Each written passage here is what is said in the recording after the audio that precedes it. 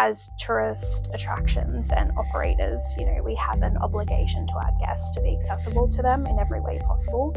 And having this sensory room is a great practice in terms of showing our guests and the community that we care and that we're actively trying to do better in the accessibility space. My name is Mel Rigby and I am the Cluster Experience Manager at the Darling Harbour attractions.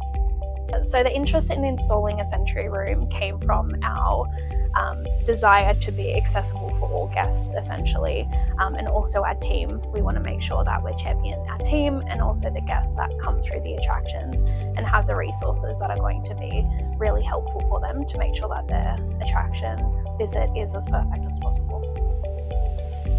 We know our attractions can be super overwhelming. During our peak periods, we have about 8,000 guests coming through at any one time during our peak season, and it can be very overwhelming and trigger a lot of sensory overload. We have a lot of guests, carers, parents reaching out, just being so grateful that we have this resource here. It's not only been amazing in terms of the guest experience and elevating their experience, but also makes visiting an attraction like SEA LIFE, which has, a lot of guests coming through, it makes it possible for them knowing that this resource is here.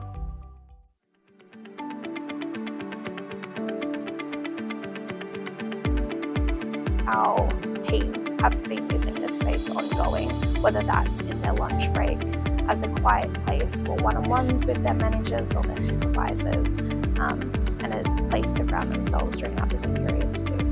It's just a nice sense of pride for the team as well, knowing that we have this zone available for our guests, but also for themselves. It's a nice sense of belonging for them, where they can come, retreat, centre themselves, and they can go back out and do their job at the best they can perform and give a great experience to our guests that they deserve as well. Each year we have a culture survey with our team, and we actually measure the belonging scale, and our belonging scale has actually increased since we've had this room available. We've definitely grown in terms of empathy and training on how to approach guests and neurodiverse guests in terms of offering this space and resource to them.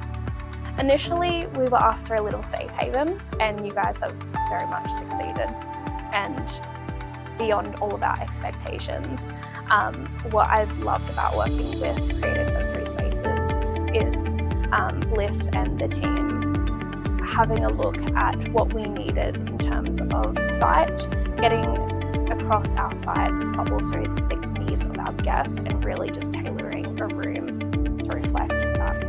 It's been really cool. It's just a calming little space. We have a very diverse team, some neurodivergent.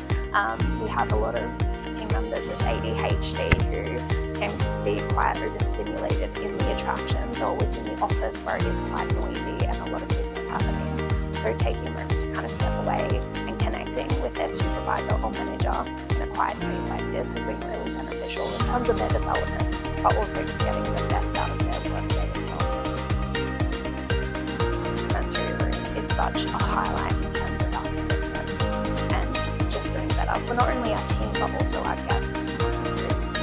So our next phase is further rolling out awareness of our rooms and making sure that their communities and customers know that